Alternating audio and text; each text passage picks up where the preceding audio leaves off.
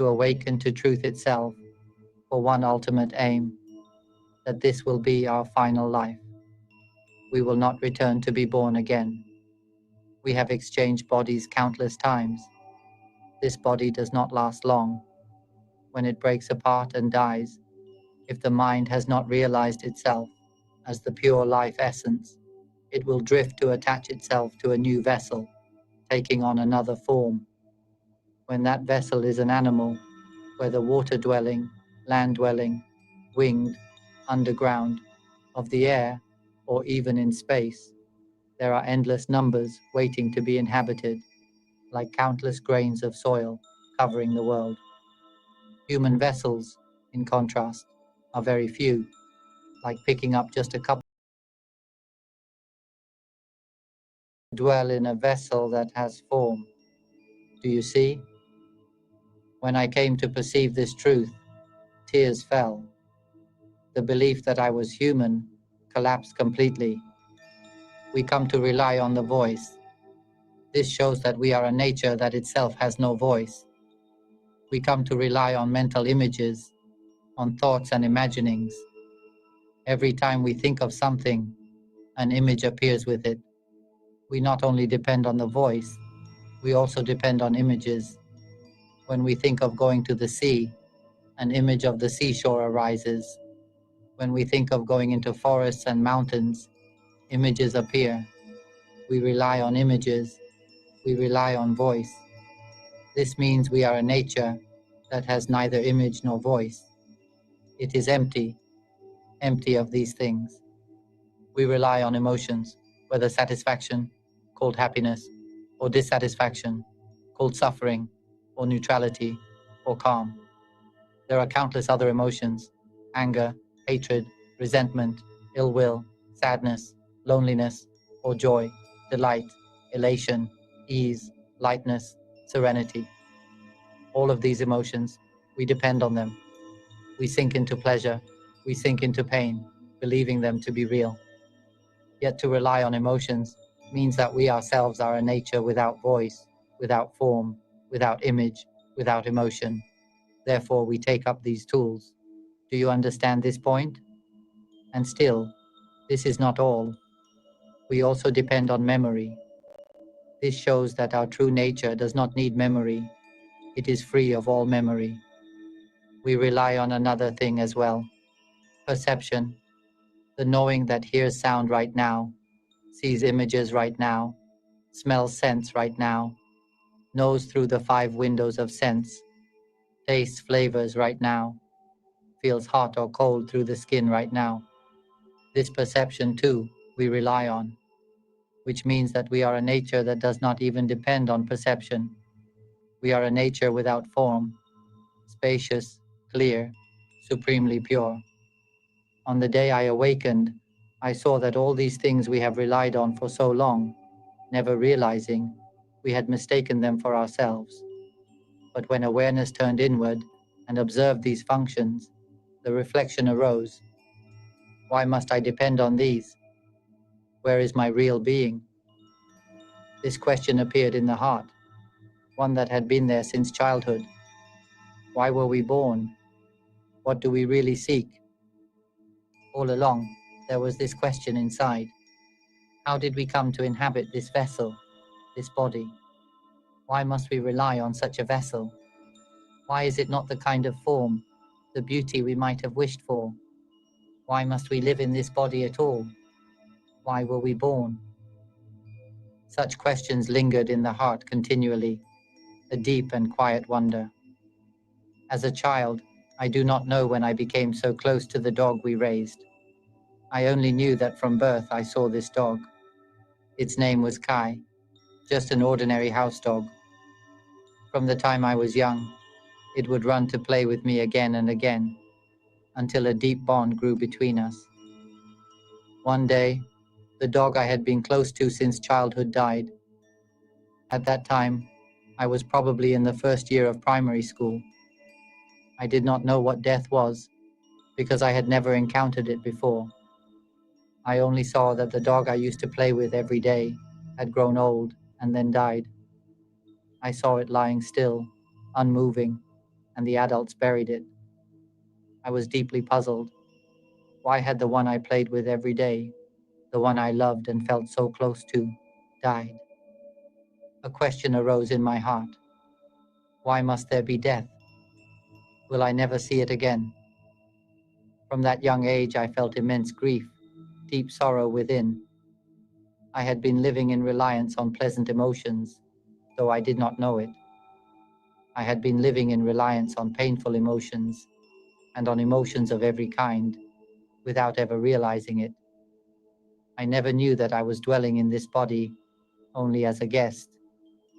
I never knew that I was depending on thought, on images, on emotions, and on perception. No one had ever told me. From the day I was born, no one ever taught that what we truly are is mind, the life essence that is spacious, clear, and utterly pure. Instead, we were taught to believe that we are human. We were taught to believe that we must think, must remember, must labor, and struggle to sustain this body. No one ever told us that we are mind, merely borrowing this vessel for a brief while.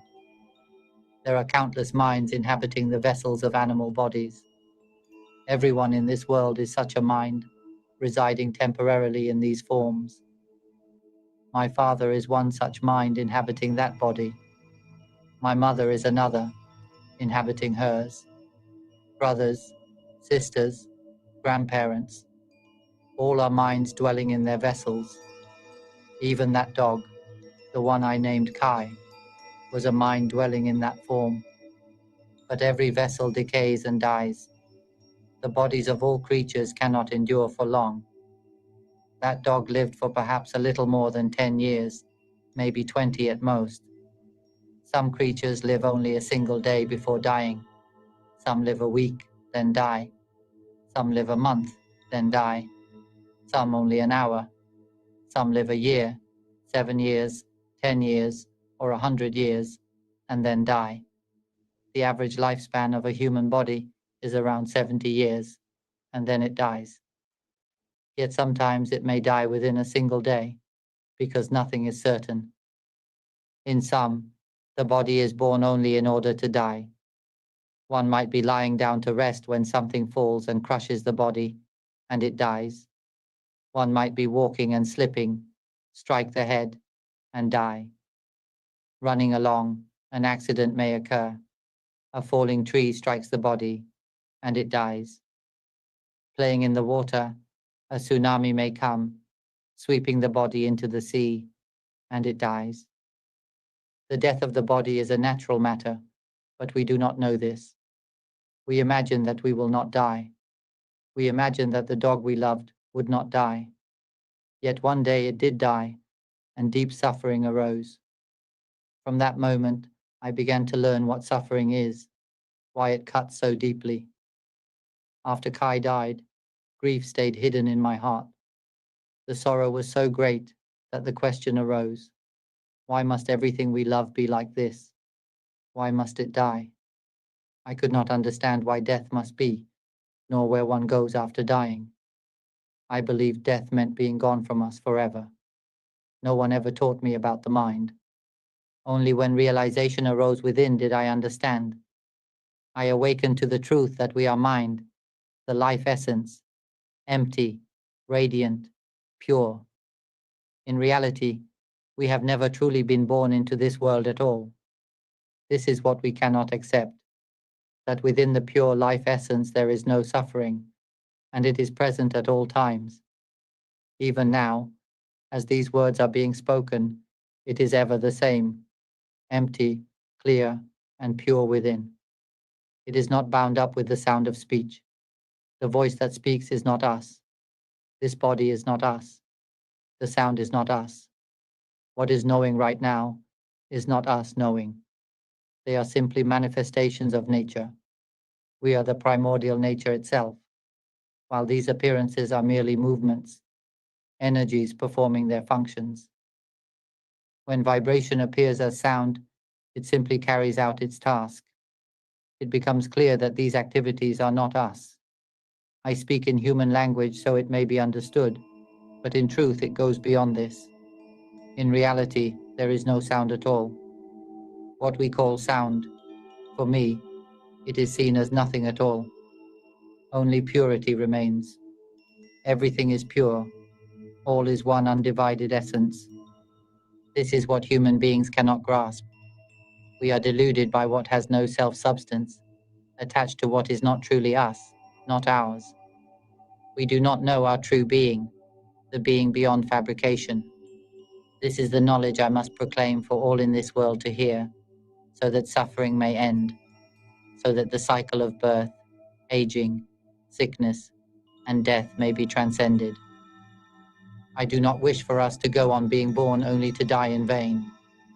Every living being, of every kind, has a mind dwelling within.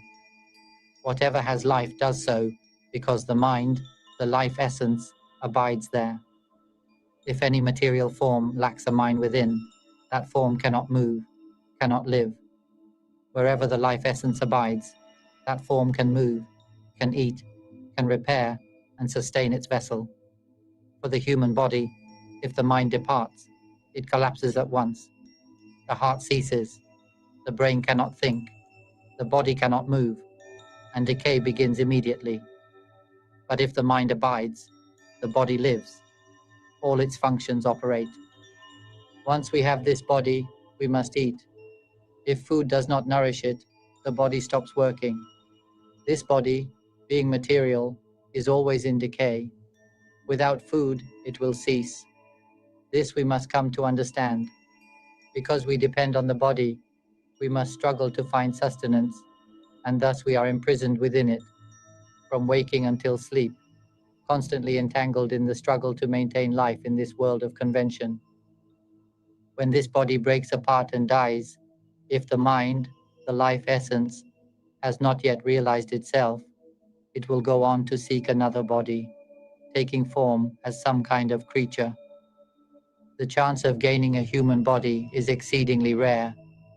With an animal body, one must struggle constantly to find food, to sustain the form, imprisoned in bodies of water-dwelling, land-dwelling, winged, underground, airborne, or even spaceborne beings, always struggling for nourishment, yet in the end the body grows old. No matter how well it is cared for, it ages, it sickens. Even if never ill before, countless diseases arise. Finally, it dies, because it is always deteriorating. This body is only a vessel born to decline.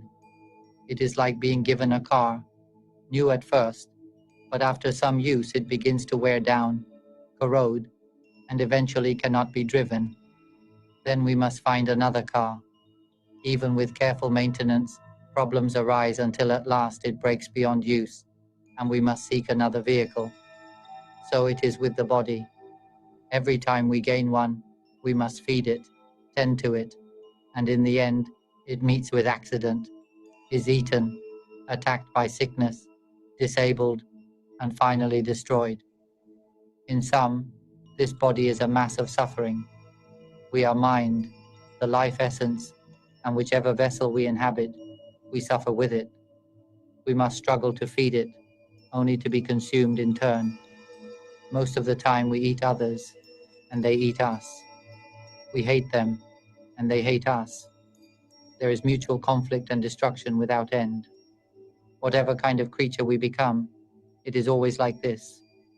In the end, we die in pain and futility, only to search out yet another body, to struggle again for survival, and then to die in futility once more.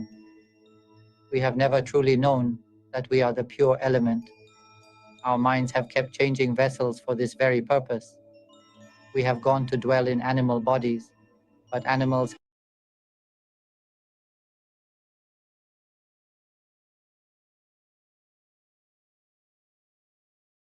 have no ability to understand the mind itself. Do you see? To inhabit an animal vessel is to die in vain. Only when, at last, we are born into a human vessel, so rare, so difficult to obtain, does the possibility arise. Countless minds struggle to attain a human form. We have changed bodies countless times. We have had endless children and grandchildren, countless husbands and wives, countless fathers and mothers. Parents have changed again and again. In truth, every mind has been connected with us at some point, has been our father, our mother, our child, our grandchild. Every person in this world, every creature upon it, has had ties to us: parent, child, friend, enemy, consuming one another, destroying one another, circling endlessly in this way. The reality is this: throughout the infinite universe, there are boundless minds inhabiting the vessels of all living beings. Infinite. These minds take on vessels only for the chance to know themselves. Have we ever wondered, why do we live in this vessel at all?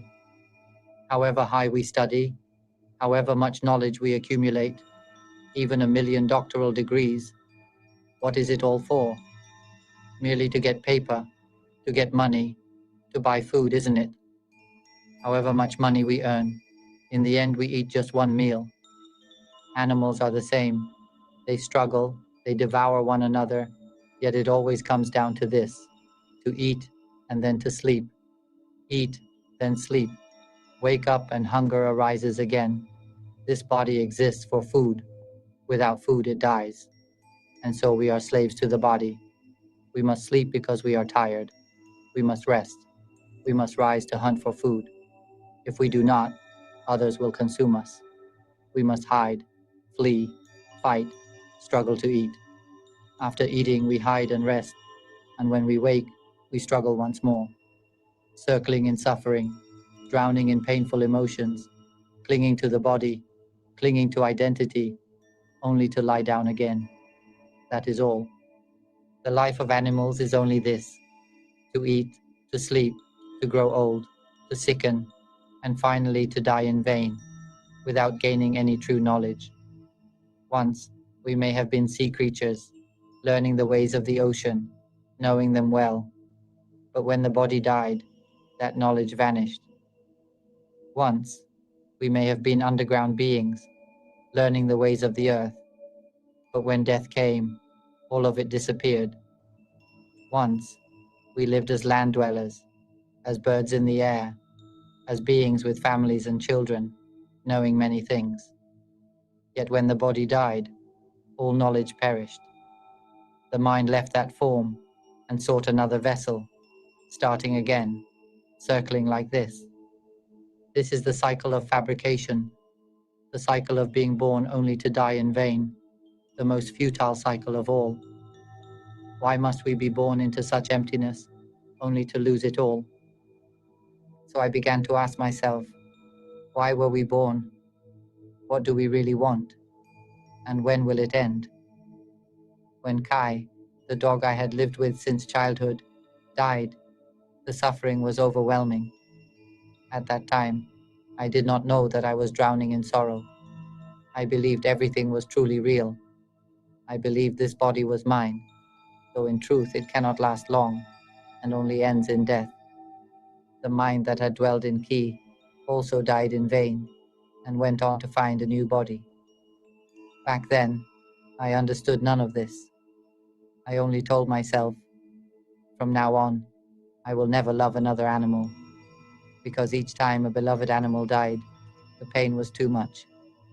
So I resolved never to love them again, not wanting to witness that loss. At that time, I knew nothing. Life was lived immersed in pleasure, immersed in pain. Why are we so foolish, sinking into sorrow, clinging to joy, craving happiness, and rejecting suffering? No one ever taught us that emotions are not ourselves, that they are only conditions, tools we come to rely on for a time. No one ever taught us that this body is only a temporary vessel. Instead, we were taught to believe this body is us, that this is who we are.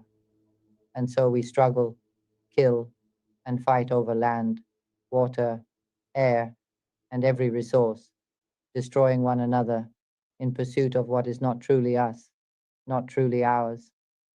It is as if we are desperately searching for something that has no real existence. Do you realize that one day this world will explode and dissolve into nothingness. Suppose tomorrow the entire earth were to shatter apart. We would not know. We have never known that such a thing could be. The sun itself will one day explode, and the force of that explosion will destroy all nearby stars, including our world. Tomorrow, if the earth were to burst into fragments, time would be short, but we would not know. In that moment, some people might be working hard, striving to be good and diligent. Some might be acting wrongly, immersed in harm. Some might be cultivating discipline, accumulating merit. Some might be asleep. Some might be happy. Some might be suffering. Yet when the time comes, the sun will explode. Bang! And everything will be destroyed. The entire solar system will be consumed, the world shattered into fragments, burned away. Our bodies are torn to pieces, reduced to dust. The thing we clung to as our body, gone. The voice we speak with, gone. Images and thoughts, gone. All emotions, gone. Everything, gone. Yet there is one nature that never becomes anything at all.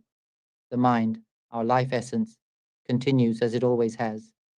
What remains is only life itself, formless, without a vessel to inhabit once the body has broken apart. All knowledge we once held disappears. Love disappears. Hatred disappears. Understanding, memory, all clinging and attachment, all dissolve. What we once believed to be our parents, our relatives, all vanish. Every bit of knowledge we once held, all belief that we were human, falls away. What is left is emptiness, clear, pure, radiant. Then it moves on, seeking a new vessel, on a new world, beginning once again as another creature. Look closely.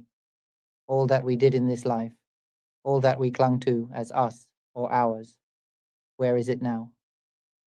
The truth is this: each time we inhabit a vessel, we must learn anew, remember anew, and begin all over again. And when the body falls apart in death, everything we knew vanishes. The one we loved most, gone. The one we hated most, gone. Every memory, gone. We have been searching all along for something that has no real existence.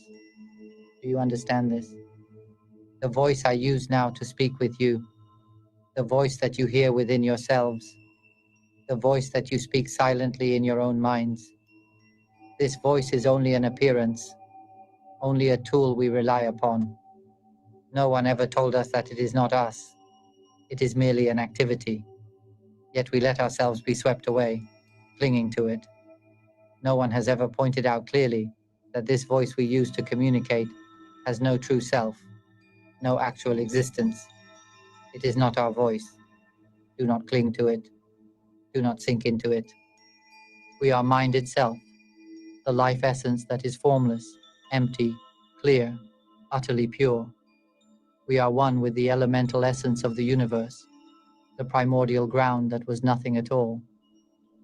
On the day of awakening, I saw the voice that was speaking in my mind all the time.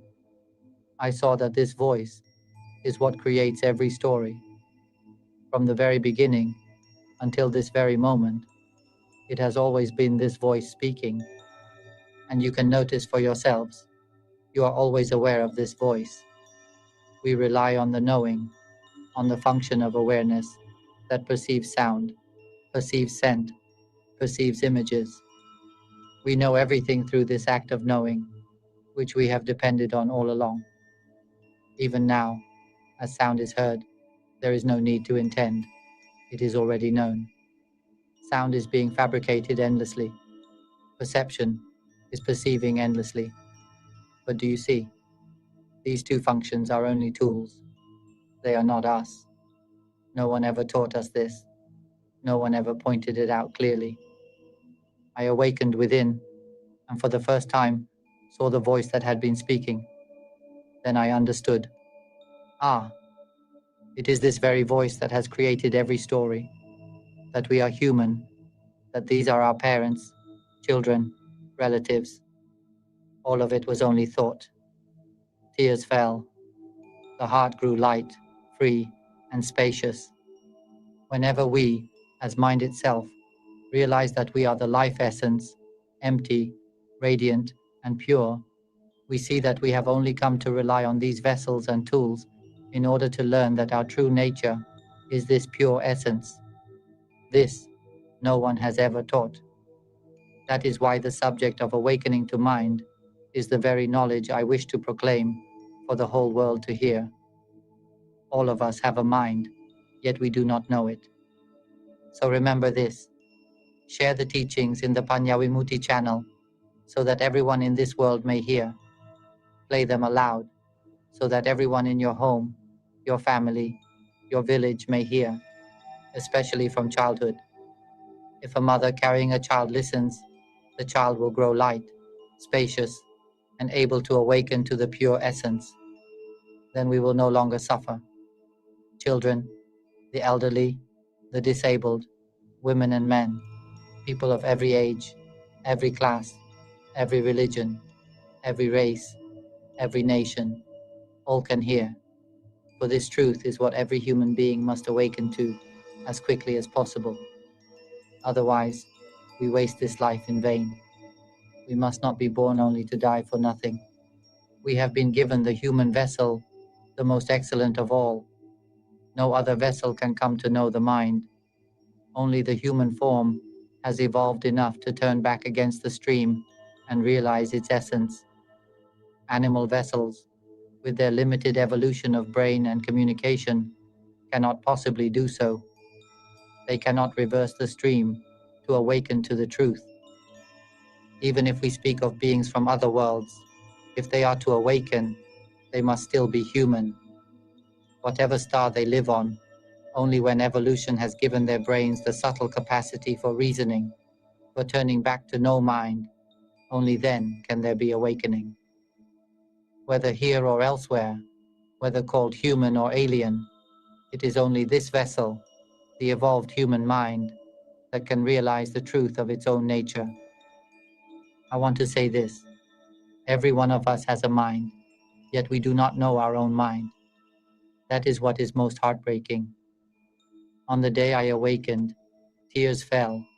I wept as it became clear that everything in this world is only voice, the voice that creates every story. But the truth is that our original nature, empty, clear, and pure, is free of any fabrication. It is only pure, untouched. It is still. It does not move. It does not shift. Imagine this. If we were to erase the entire universe, erase all the stars, the sun, the black holes, the darkness, the light, erase everything, what would remain is a pure emptiness. There is no space, no size, no movement, no time, no distance, no darkness, no light, no arising, no ceasing, no dissolving. This is the primordial nature, the original element. This element is unstained, not fabricated in the slightest, not even by a speck of dust. It is utterly clear, utterly pure. This is the original element. Let us call it the cosmic element. Yet within it, there is no universe. There are no words for it, because there is nothing at all. Still, it is an element, the primal element, the empty element. And within this element, there is its own essence, the origin point out of which all arises. We are that element. We are one with it. We are the life essence, inseparable from that empty, radiant, pure element. All of us are of one and the same essence. It is like being part of a vast ocean, entirely one with it. Then, one day, there is an eruption within that ocean, an explosion. Countless droplets are cast out, beyond all measure, infinite. That is what our minds are like, emerging from the emptiness of the cosmic element. This is how it was when the first great explosion, the Big Bang, occurred. It burst forth in this way. This is an analogy, given so that human beings may understand. If we compare it to the great ocean, then each tiny droplet is our mind. In truth, we are all one essence, but an explosion separated us. The pure element within us sought to learn. That was the very point of origin. That longing to learn, that was the beginning. In space, we call it the Big Bang. But in the image of the ocean, I call it the explosion of the water's substance, bursting forth, scattering into droplets. And these droplets, imagine them clearly. When something touches the surface of a droplet, waves ripple across it. Picture a large mass of water before you. When something strikes its surface, pong, it registers the contact, then ripples outward. That ripple is fabrication. It is simply the activity of the water's surface, responding, knowing, then moving. So these tiny droplets went on to dwell in bodies, in material vessels. When the life element entered matter, that matter became a living being. In the very beginning, before even the first stars appeared in the emptiness, the Big Bang erupted. An immense surge of energy burst forth. That colossal energy was the first thing to arise within emptiness, emanating from the original element. It began to interact, drawing upon itself, forming particles. Tiny particles gathered together, becoming electrons, protons, neutrons, matter itself. Dust-like fragments clustered, bound together, spinning upon themselves, until stars, suns, and worlds came into being. And our minds, our very essence, began to dwell within those fragments of matter, attaching to the stars themselves. As the stars cooled, conditions aligned, life appeared, single-celled beings emerged, from one cell to two, to three, to four, multiplying endlessly, becoming creatures both vast and minute, feeding, devouring, sustaining their bodies. From there, the attachment arose. We have a body. And with that, thought and fabrication began. The system of thought and fabrication has always circled around a very narrow range. It thinks only of eating, then understands, I am full.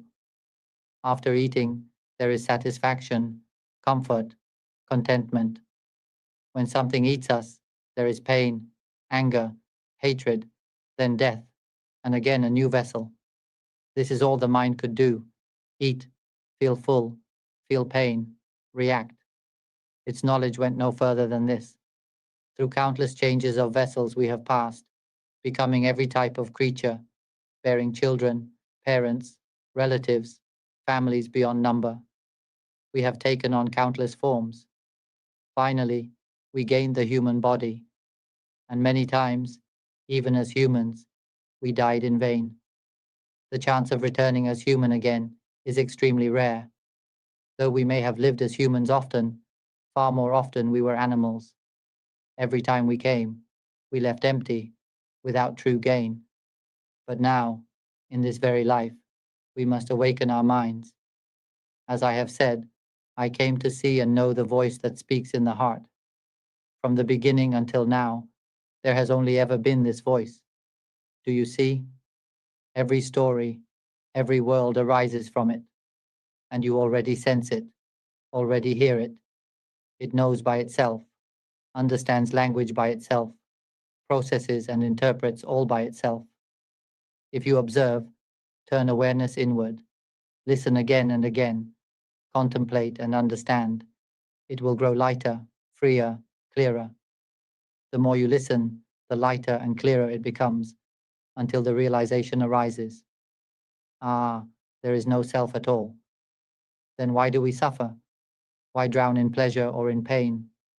It is all only activity, only appearance. When this begins to be understood, the grip of I begins to loosen. Life grows lighter, freer. The more you listen, the more open it becomes. Living grows easier, until one day you see clearly, nothing is me. What knows, knows by itself. What speaks, speaks by itself. What thinks, thinks by itself. All happens on its own. Emotions rise and fall on their own. There is no us many, who listen deeply for just one day, one talk, not even 7 days, suddenly break open to the pure essence. Tears fall. The mind is astonished at itself. We are the pure essence. We are no longer bound to suffering. Life changes completely. The one quick to anger grows gentle. The one filled with anxiety grows at ease. Those suffering from depression, neurosis, migraine, bipolar disorder, stomach ailments, reflux, even cancer, all rooted in cycles of repetitive, stressful thought, begin to see that these diseases are fires we ourselves have been stoking, burning the body through our own fabrications. We did not know, for no one taught us. And so we fell into sickness, shortening life, lost in thought. But once we awaken to the mind, once we understand its nature, everything changes. Life grows lighter, freer. We no longer play with thoughts. Sleep comes easily. Work may still be busy, but when finished, it is put down. We return home in ease. Thoughts and emotions arise as usual, but now they are released as soon as they come. Joy arises. Let it be. Sorrow arises. Let it be. Whether we notice or not, it passes. All is known, yet nothing is held. Knowing, releasing. Knowing, letting go. Not like before, when knowing meant clinging, carrying, stressing, cycling again and again. That was the old delusion. Now, it ends. When you listen and truly understand, there is nothing in this world that is us. It becomes a way of knowing and releasing, knowing and letting go. Whatever is known is simply allowed to pass. It is a knowing that leads directly into understanding, and once understood, it dissolves. Have you noticed? True understanding is very light. It requires no memory, no fabrication. Understanding gathers all experience, condenses it into the most essential insight, and seeps deeply into the mind. Then there is openness, ease, freedom. Whatever is known, once it is understood, doubt vanishes immediately. This kind of knowing is different. It ends all questions. It does not need to be remembered, carried, or held. It is effortless, and it brings ease. This is the knowledge of the mind. As this deepening continues, life becomes lighter, more spacious, more at peace. We begin to live simply, gently, without suffering. On this earth, we can dwell happily, without harming, without destroying, without conflict. World peace arises naturally, because all speech turns toward the mind, toward lightness, toward ease, toward freedom from suffering, toward awakening within. Awareness is always awake by itself. It perceives every arising, but does not cling to any of it. People begin to talk only of non-becoming, of purity, of the wonder of a mind that is clear and luminous. There is no longer a sense of being human at all, but only of being this pure essence. Living in the world without attachment, there is nothing left to suffer for, nothing to oppress or to fight over. The world becomes one of sharing, supporting, and guiding one another, speaking only of the pure element, of the end of suffering, of the primordial nature itself. When this understanding arises, we will no longer gossip, slander, or harbor anger and hatred. Conversation will turn only to the mind, to the pure element. There will be no entanglement with others, but an awakening within, seeing the natural purity of one's own being, and then pointing others toward that same purity. It becomes a sharing of wisdom, giving insight to one another, passing on the knowledge of liberation. Those who awaken first become like teachers, helping others forward. Those who have not yet awakened ask from those who have, supporting one another. The result is that no one is caught up in worldly matters. Children themselves will speak only of the mind, of non-becoming, of freedom from suffering, of the purity of awareness. There will be no slander, no gossip, no fighting over wealth or land, because nothing is ours at all. Even this body is not ours. It arises only because we think it so. As I said, listen and understand this well. I will guide you back to mind, back to the pure element. Close your eyes. Let the body disappear. Listen without using the brain, without thought, without memory. For I am not teaching you to think or to remember, but to know things as they truly are. Rely only on the act of knowing. However it is known, let it be known just like that. Step out of the world of thought. I divide the sense of self into 3 layers. The first is the layer of the body, the outer peel. This body is not who we are. We only borrow it. Like a piece of fruit, the peel is not the fruit itself. Peel it away, and you find the flesh. But even the flesh is not the true fruit. Whoever sees this clearly should let it go as well. Peel and flesh, both layers are not the real thing. Yet most of us believe the peel is who we are, and we care for it as if it were ours. But both peel and flesh are not us. When this is seen clearly, we can let them go. And when these 2 layers are released, their meaning falls away completely. We are the seed of the fruit. We are that very seed. The seed is the primordial element, the life essence. The peel and the flesh cannot give life. Only the seed, the life essence, can. Who would imagine that the great tree, the one that feeds the world, shelters it, sustains it, has been condensed into a tiny seed? Who could see that within the seed lies the great tree itself, the food of the world, the life of the world? Plant it, and it will grow into a mighty tree, bearing fruit in abundance, nourishing all living beings. That is the heart of it. We are the seed. We are not the peel, and we are not the flesh. This body is only the vessel we inhabit, just the outer layer. The body is not us, for soon it dies. And when this body dies, we drift in search of another vessel. As long as we have not realized that we are the mind, the life essence, we will keep seeking new bodies, new containers for fabrication. When the body is stripped away, close your eyes, the body vanishes. What remains? There remains the voice, the constant voice that speaks, that thinks without end. Notice it. The voice in the heart speaks by itself, thinks by itself. We need only watch. Let it speak. Then we will see clearly. This speaking voice is not us, just as the flesh of the fruit is not us. But most people do not dare to let go of the flesh, do not dare to see directly.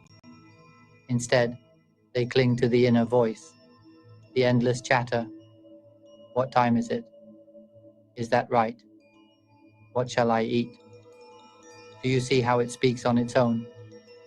The moment we see clearly that it speaks by itself, understanding dawns at once. Ah, this is the voice. This is thought tears fall. There is lightness. There is joy. A flash of realization arises. Ah, this voice is what creates every story. And immediately, the next question arises. Then where is the self? Right here, it is as if all the knowledge we had carried throughout life shatters. The voice we relied on for so long is seen for what it is, just fabrication. It is not us. If we no longer depend on the voice in the heart, what remains is emptiness, without meaning. There is only the bare act of knowing, without story, without weight. And in that moment, everything becomes spacious, as if the brain itself has disappeared. This is crucial, to see clearly that the second layer, the layer of fabrication, is also not us. We once believed the body was us, but I have said already, the body is not us. If it dies, that is the end of it. If it lives, it still is not us, for it was born only to age, sicken, and die. The body is decaying every moment. It is not who we are. It is like sitting inside a car. We think the car is me, but in truth, we are simply the one inside, using it. Do you see? When the body is cast aside, what remains is this second layer, the fabrications of thought and voice. If we see that these function on their own, we immediately find what we are, mind itself. To turn back against the current and awaken to mind is to see that all external things are not us. It is like peeling away the rind, not us, then peeling away the flesh, not us either. When everything is discarded, when we cling to nothing, we discover we are the seed inside. Close your eyes, and you will see that the body is not us. Let it do its work as it always has, but do not think of it as my body anymore.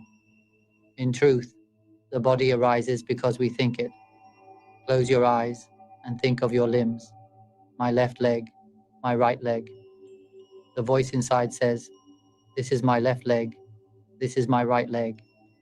It is the voice that labels, that describes.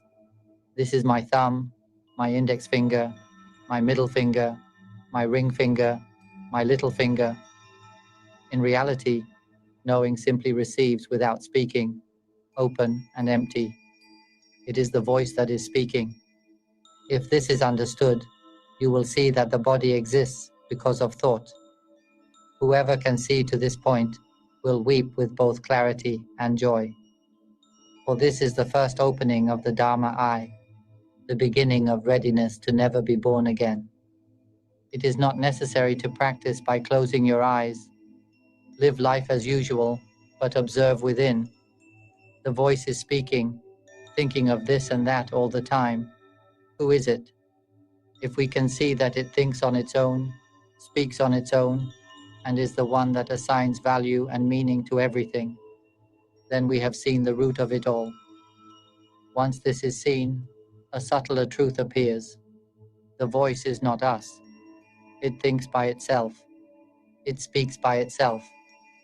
Just like what I am speaking now, the voice is speaking on its own, and it also imagines itself. Every time a thought arises, an image appears with it. For example, thinking of visiting parents in the countryside brings up an image of parents and home there. The image arises by itself, then fades away. The voice speaks on its own, then dissolves. The image does not speak. It only appears and then vanishes, leaving the mind aware of it. Our mind itself has no fabrication. Our mind is the pure element. It only makes use of tools, voice, image, emotion, to function.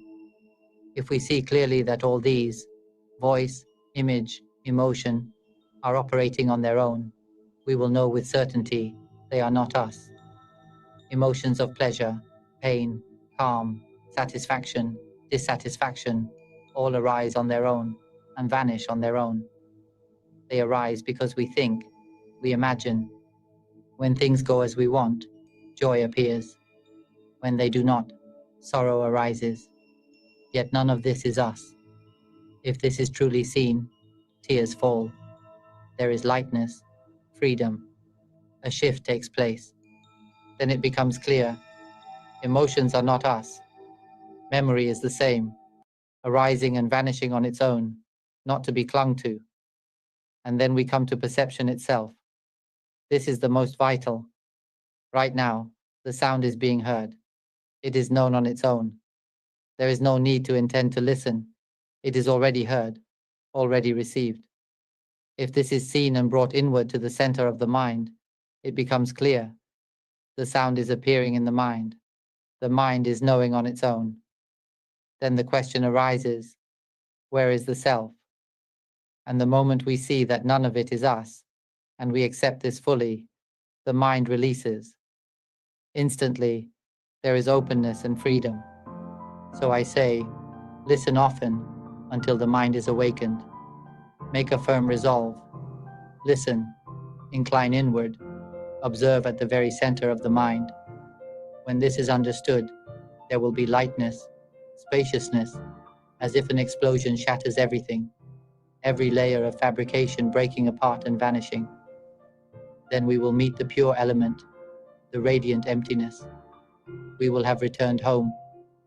For so long, we have been lost, relying on tools and conditions. But now the time has come. Return home. Let go of everything. None of it is us. The voice speaking now is not us. Thoughts, images, emotions are not us. Even knowing itself is not us. Recognize that these are simply natural functions, knowing on their own. Nothing at all is me. Nothing at all is mine. I will end here. May all of you incline your minds toward this truth and awaken to your own pure essence, swiftly, suddenly, here and now. If you're interested in these teachings on awakening, mind observation, and transcending suffering through wisdom, we'd love to hear your thoughts. Share your insights in the comments, provide productive feedback, and if you find this content valuable, don't forget to like, share, and subscribe to the channel.